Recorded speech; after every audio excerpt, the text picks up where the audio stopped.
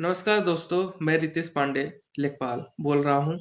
आज हम बात करेंगे इनॉमिनेशन फॉर्म यानी गणना मतपत्र के बारे में, जो अभी वोटर लिस्ट अपडेट के लिए चल रहा है। चलिए देखते हैं पब्लिक के सबसे कॉमन क्वेश्चन और उनके सही जवाब। तो पहला प्रश्न है, इनॉमिनेशन फॉर्म गणना मतपत्र क्या होता है? तो उसका सही जवाब है, इनॉमिनेशन फॉर्म गणना मतपत्र इलेक्शन कमीशन के द्वारा वोटर लिस्ट को अपडेट करने के लिए दिया जाता है। इसमें हर घर के एक मेंबर को अपने और परिवार के सभी वोटर्स की जानकारी देना होता है। दूसरा प्रश्न है, ये फॉर्म किस किस को भरना है? तो इसका सही जवाब है, सभी एलिजिबल वोटर्स को जिनका नाम वोटर लिस्ट में है या जिनके घर में नए 18 प्लस मेंबर हुए हैं, यानी हर घर के एक सदस्य को अपने और अपने परिवार के सभी वोटर्स की डिटेल भरनी है। तीसरा प्रश्न है, ये फॉर्म कहाँ मिलेगा और किसको देना है? तो उत्तर है इसका, गणना मतपत्र बीएलओ के पास अवेलेबल होता है। बीएलओ घर घर जाके फॉर्म देंगे। अगर आपको फॉर्म नहीं मिला है तो आप बीएलओ से ले सकते हैं। प्रश्न चौथा है, अगर कोई पुराना वोटर लिस्ट में नाम गलत है तो क्या करें? तो इसका जवाब है, फॉर्म में करेक्शन का कॉलम होता है, उसमें सही डिटेल लिखिए और डॉक्यूमेंट के साथ जमा कीजिए। ईआरओ वेरिफिकेशन के बाद अपडेट करते हैं। प्रश्न 5 है, ऑनलाइन चेक कैसे करें कि हमारा नाम लिस्ट में है या नहीं? तो इसका सही जवाब है, आप वेबसाइट voters.eci.gov.in पर जाकर सर्च इन इलेक्टोरल रोल में अपना नाम चेक कर सकते हैं। वहां से आपको पूरा रिकॉर्ड मिल जाएगा। प्रश्न 6 है, अगर आपकी वाइफ का नाम 2025 की लिस्ट में दर्ज है लेकिन 2003 में नहीं था, तो क्या उसे इनॉमिनेशन फॉर्म भरना होगा? तो आपका जवाब है हाँ। आपकी वाइफ जिस भी यूपी के डिस्ट्रिक्ट से आई हैं, तो उन्हें उस डिस्ट्रिक्ट का 2003 में जिस विधानसभा में इलेक्टोरल थी, तो उस विधानसभा के 2003 का एसी नंबर, पार्ट नंबर और सीरियल नंबर की आवश्यकता है। उससे आपकी मैपिंग हो जाएगा। प्रश्न 7 है, अगर मेरी वाइफ बिहार की है तो इसका सही जवाब है, तो उन्हें केवल present electoral roll publish date 1/7/2025 का एसी नंबर, पार्ट नंबर और सीरियल नंबर देना होगा। उससे भी मैपिंग हो जाएगा। प्रश्न 8 है, अगर बीएलओ ऐप से मैपिंग हो चुकी है तो क्या इनॉमिनेशन फॉर्म जरूरी है? तो इसका सही जवाब है हाँ। अगर मैपिंग सही और पूर्ण है तब भी आपको इनॉमिनेशन फॉर्म भरना होगा। प्रश्न 10 है, अगर किसी का नाम वोटर लिस्ट में मिसिंग हो गया है तो क्या करें? तो उसका सही जवाब है, फॉर्म में not found in previous roll लिखकर फॉर्म 6 लगाएं और डिक्लेरेशन फॉर्म प्रूफ के साथ आधार, एज, एड्रेस देंगे। प्रश्न 11 है, अगर नाम गलत लिखा गया है, स्पेलिंग मिस्टेक है, तो इसका सही जवाब है, फॉर्म में करेक्शन का ऑप्शन है, सही नाम लिखिए और प्रूफ आधार या स्कूल सर्टिफिकेट लगाएं। प्रश्न 12 है, अगर एक ही आदमी का नाम दो जगह वोटर लिस्ट में है तो क्या होगा?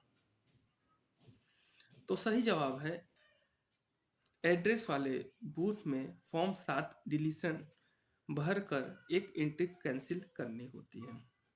प्रश्न 13 है, अगर घर में नए 18 साल के लड़के लड़की हुई हैं तो क्या करें? तो आपका उत्तर है, उसका नाम फॉर्म 6 और डिक्लेरेशन फॉर्म के जरिए वोटर लिस्ट में ऐड करिए। एज प्रूफ, बर्थ सर्टिफिकेट या 10 मार्कशीट जरूरी है।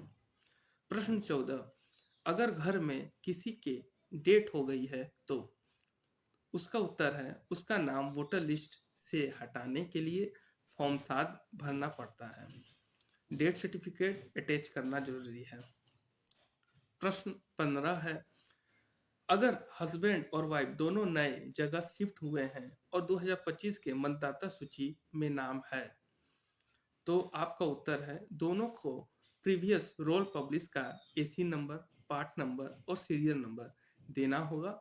अगर आप यूपी से हैं तो जिस भी डिस्ट्रिक्ट के विधानसभा में थे उस विधानसभा का 2003 की सूची में एसी नंबर, पार्ट नंबर और सीरियल नंबर से मैपिंग करवा सकते हैं। अगर आप बिहार से हैं तो बिहार के न्यू इलेक्टोरल पब्लिश डेट एक साथ 25 की वोटर का एसी नंबर, पार्ट नंबर और सीरियल नंबर देकर मैपिंग करवा सकते हैं। 16वां प्रश्न है डिक्लेरेशन फॉर्म आखिर होता क्या है?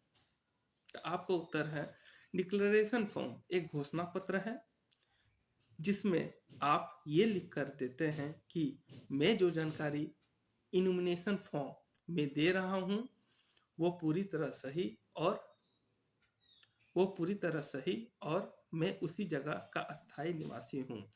यानी ये एक सेल्फ डिक्लेरेशन स्वयं प्रमाण पत्र है कि आपने जो नाम, पता और पारिवारिक विवरण दिए हैं वो सही और किसी दूसरे जगह से डुप्लीकेट वोट नहीं है। 17वां प्रश्न है डिक्लेरेशन फॉर्म कब भरना जरूरी होता है? तो उत्तर उसका है 3 हालातों में डिक्लेरेशन फॉर्म भरना जरूरी होता है। पहला, जब नाम पहली बार वोटर लिस्ट में जोड़ा जा रहा हो, नई पंजीकरण। दूसरा, जब किसी दूसरे राज्य या जिले से नाम ट्रांसफर कराया जा रहा हो। तीसरा, जब परिवार के अन्य सदस्य पहले से वोटर हैं लेकिन आप नए हैं। इन हालातों में आपसे बीएलओ या ईआरओ डिक्लेरेशन फॉर्म मांगेंगे। प्रश्न 18 है अगर मेरा नाम पहले से वोटर लिस्ट में है तो क्या डिक्लेरेशन फॉर्म भरना होगा? तो इसका सही जवाब है नहीं। अगर आपका नाम पहले से 2003 या 2025 की सूची में मौजूद है तो डिक्लेरेशन फॉर्म की जरूरत नहीं होती है, इनुमिनेशन फॉर्म की काफ़ी है। प्रश्न 19 है अगर कोई स्टूडेंट हॉस्टल में रहते हैं तो आपका जवाब है वो अपने परमानेंट घर के एड्रेस पर वोटर बना सकते हैं या हॉस्टल वार्डन के सर्टिफिकेट के साथ हॉस्टल एड्रेस पर भी अप्लाई कर सकते हैं। और आज का लास्ट सवाल है अगर फॉर्म गलत भरा गया तो क्या होता है? तो सही जवाब है ईआरओ नोटिस भेजते हैं और करेक्शन करने के लिए डॉक्यूमेंट मांगते हैं। समय पर जवाब न देने पर फॉर्म रिजेक्ट हो जाता है। तो दोस्तों आपने देखा कि एसआईआर की कॉमन पब्लिक क्वेश्चंस और उसके आंसर। अगर आपको वीडियो पसंद आए तो लाइक, शेयर और सब्सक्राइब जरूर करें। मैं हूँ रितेश पांडे, मिलता हूँ नेक्स्ट वीडियो में। धन्यवाद।